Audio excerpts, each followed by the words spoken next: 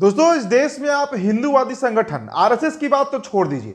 इस देश के एक जज ने मुसलमानों के खिलाफ ऐसी बात की है कि वो संविधान की धज्जियां उड़ाती हैं। वो भी विश्व हिंदू परिषद की बैठक में जाकर उन्होंने ये बातें कही हैं। बहुत ही तीखा कहा गया है जज साहब की तरफ से। हालांकि उन्हें पता है कि वो जो बोल रहे हैं वो संविधान के खिलाफ है, लेकिन वो ये भी जानते हैं कि उन्हें जो मन वो बोल सकते हैं, क्योंकि कार्रवाई तो उन पर होगी नहीं। पूरी खबर विस्तार से आपको हम बताएंगे और एक तस्वीर भी आपको हम दिखाएंगे कि मालिक और नौकर में क्या फर्क होता है। मालिक कौन है इस देश में और इस देश में नौकर कौन है, उन दोनों की एक बेहद मार्मिक तस्वीर आपको हम दिखाएंगे। पूरे देश को शर्मसार करने वाली ये तस्वीर है। इसके अलावा दोस्तों, हम आपको यह भी बताएंगे कि इस देश में किस धर्म में सबसे अधिक बहुविवाह होते हैं। बहुविवाह मतलब एक से अधिक शादियां किस धर्म के लोग सबसे अधिक करते हैं। हालांकि इसके लिए बदनाम मुसलमान हैं। चलिए शुरू करते हैं दोस्तों। लेकिन सबसे पहले स्वागत है आप सभी का द लाइव टीवी में। मेरा नाम उदीप तारन है। द लाइव टीवी, सच सबसे आगे।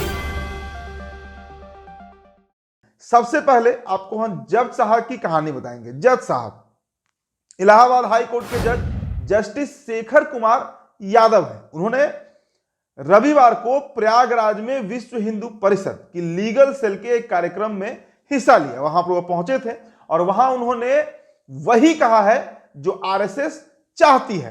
देखिए, जस्टिस शेखर यादव ने कहा कि मुझे यह कहने में कोई गुरेज नहीं है कि हिंदुस्तान जो है वो बहुसंख्यकों मतलब हिंदुओं का देश है और हिंदुओं की इच्छा से ही यहां पर कानून बनने चाहिए। मैं यह बात हाईकोर्ट के जज के तौर पर नहीं बोल रहा। आप देखते होंगे कि परिवार या समाज में जो बातें ज्यादा लोगों को मंजूर होती है, स्वीकार होती है, वही कानून बनता है। और इस देश में बड़ी आबादी हिंदुओं की है तो उनके द्वारा ही कानून बनना चाहिए। उन्होंने अपने संबोधन में, आपको संबोधन भी सुनाएंगे, उन्होंने अपने संबोधन में कहा कि कठमुल्ला शब्द गलत है, लेकिन यह कहने में परहेज नहीं है क्योंकि वे इस देश के लिए बुरा है। वे जनता को भड़काने वाले लोग हैं। देश आगे ना बढ़े इस प्रकार की सोच वे रखते हैं। कठमुल्लों के बारे में यह बात उन्होंने कहा है। उसने उनसे सावधान रहने की जरूरत है। जस्टिस शेखर कुमार यादव ने यूनिफॉर्म सिविल कोड पर कहा कि यह देश भारत है, यहां रहने वाले भारतीय हैं, देश एक है और संविधान जब एक है तो कानून एक क्यों नहीं होगा। इस देश में हलाला, 3 तलाक नहीं चलने वाला है। मुस्लिम समुदाय का नाम लिए बिना उन्होंने कहा कि जब हमारे यहां मतलब जब हिंदू समाज में बच्चे पैदा होते हैं, जन्म लेते हैं, तो उन्हें हम ईश्वर की तरफ ले जाते हैं, वेद मंत्र सिखाते हैं। लेकिन जब उनके यहां मतलब मुसलमानों के यहां जब बच्चे पैदा होते हैं तो उनके सामने बेजुबानों को बेरहमी से मारा जाता है, कत्ल किया जाता है। फिर कैसे आप अपेक्षा रखते हैं कि वे उदार होंगे, दयालु होंगे। इलाहाबाद हाईकोर्ट के जज जस्टिस शेखर यादव ने समान नागरिक संहिता यूनिफॉर्म सिविल कोड को एक संवैधानिक अनिवार्यता बताया है और कहा है कि आप 4 पत्नियां रखने वाले, हलाला करने वाले और 3 तलाक करने का जो अधिकार आपके पास है वो आप नहीं मांग सकते।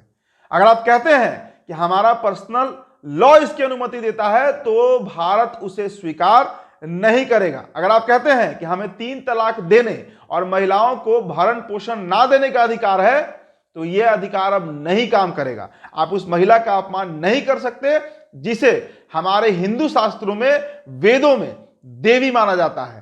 तो इस तरीके से बहुत सारी बातें जो है जज साहब ने कहा है और इससे अब एक बड़ा विवाद पैदा हो रहा है। आपको एक छोटा सा क्लिप दोस्तों हम सुनाते हैं कि जज साहब क्या कुछ कह रहे हैं। देखिए ये वीडियो।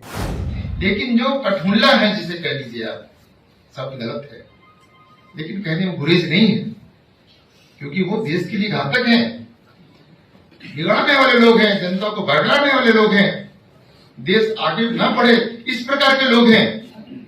उनसे सावधान रहने की जरूरत है दोस्तों। तो बाबरी मस्जिद का फैसला तो पहले ही एक हिंदूवादी जज ने धर्म के आधार पर सुना दिया है। अब ऐसे लोग न्यायालय में रहेंगे तो इस देश में हर रोज मस्जिदों के सर्वे होते रहेंगे, याचिकाओं को नामंजूर किया जाएगा, मुसलमान जेल जाएंगे। बांग्लादेश, पाकिस्तान में अल्पसंख्यक खतरे में है और इनके अनुसार हिंदुस्तान में जो बहुसंख्यक हैं वो भी खतरे में है। गजब का तर्क है।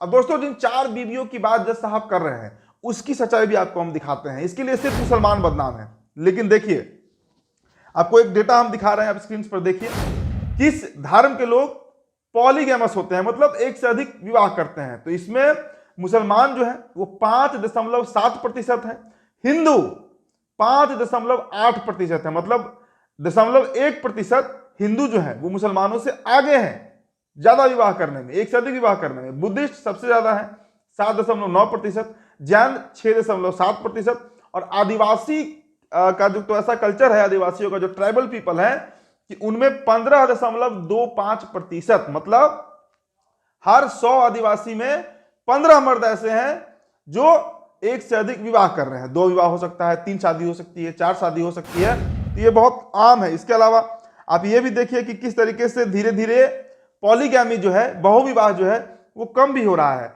सबसे अधिक तेजी से इसमें बुद्धिस्ट जो है वो संभाल रहे हैं इस मामले को, मतलब बुद्धिस्ट जो है वो धीरे धीरे अपने यहाँ ये प्रथा खत्म कर रहे हैं। उसके बाद मुस्लिम है, फिर क्रिश्चियन है, और सबसे अंत में हिंदू है, और उससे भी अंत में सिख। मतलब सबसे तेजी से आप समझिए कि मुसलमान ही है जो मुसलमान और बुद्धिस्ट जो अल्पसंख्यक है जो अपने यहाँ इस प्रथा को धीरे धीरे खत्म कर रहे हैं। चलिए आपको हम मालिक और तस्वीर जिसकी मालिक और नौकर जिसकी तस्वीर का हम जिक्र कर रहे थे वो देखिए, अपने स्क्रीन पर देखिए, आपको दिख रहे होंगे नरेंद्र मोदी।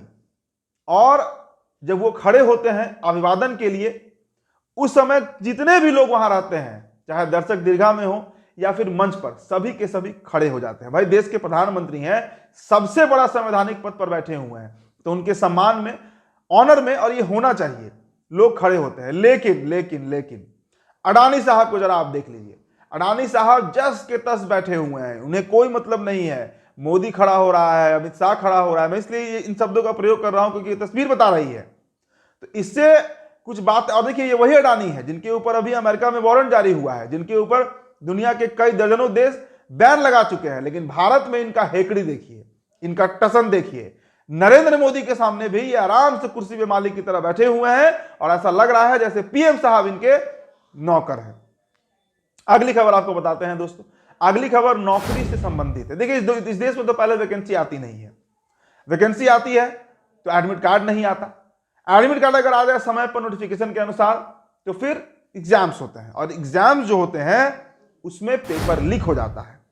पेपर लीक के बाद अगर पेपर एग्जाम हो भी गया तो फिर रिजल्ट आने में देरी, मामला कोर्ट तक जाता है। अब पेपर लीक से एक डेटा आपको हम दिखाते हैं, देखिए सिर्फ 2024 का ये डेटा है, इसमें जितने भी एग्जाम्स हुए हैं अभी तक उसका आप डेटा देखिए। SSC CGL 2024 paper leak, SSC MTS 2024 paper leak, CSIR SO paper leak, EPFO paper leak, NEET 2024 paper leak, UP RO ARO paper leak, UP constable paper leak. मतलब सिर्फ पेपर लीक और पेपर लीक ही इस देश में हो रहा है। तो नौकरी है नहीं, और जब वैकेंसी आती है तो पेपर लीक हो जाता है। चलिए बुलंदशहर की एक खबर, यूपी के कस्बा औरंगाबाद में नगर पंचायत ने बुलडोजर से मकान गिरा दिया। पहले कोई नोटिस नहीं दिया गया और अचानक से एक मुसलमान का घर जो है वो गिरा दिया गया। 8 बेटियां हैं और वो 8 बेटियां जो हैं वो अब अनाथ हो चुकी है, सड़क पर आ चुकी हैं। सुनिए पहले क्या कुछ जो बच्चियां हैं, जो महिलाएं हैं वो कह रही हैं। सर हमारा घर गिरा दिया गया है बगैर नोटिस दिए हुए। हम चाहते हैं कि हमारी सुनवाई की जाए, लेकिन कोई सुनवाई नहीं कर रहा है, जांच के लिए बोल रहे हैं। सब कैसे गिराया था, कैसे मकान गिराया था? बुलडोजर से गिराया गया था। हमारा कमरा भी था, वहाँ पर किचन भी थी और हमारी छोटी सी दुकान थी चाय की, हम उससे ही गुजारा कर रहे हैं वो, और हमारे माँ बाप बिना। हमारा जीवन बहुत मुश्किल से कट रहा था, लेकिन हमें सब परेशान किया जा रहा है। तो दोस्तों उत्तर प्रदेश के लिए तो खैर ये बहुत सामान्य सी खबर है, बहुत आम सी खबर है कि वहां पर बिना नोटिस के, बिना प्री इंफॉर्मेशन के मकान को ढहा दिया गया, क्योंकि वो मकान जो है वो एक मुसलमान का है। अगर वो इंक्रोच्ड भी है, गलत भी है, अवैध है, कुछ भी है, तो पहले एक नोटिस तो सरकार जरूर देती है। सरकार के जो नगर परिषद है वो जरूर देती है, या कोर्ट की तरफ से है तो कोर्ट देती है, लेकिन कोई नोटिस नहीं है। अब ये बच्चियां सड़क पर भटकने को मजबूर हो चुकी हैं। तो फिलहाल इस रिपोर्ट में इतना ही, बहुत बहुत शुक्रिया। द लाइव टीवी, सच सबसे आगे।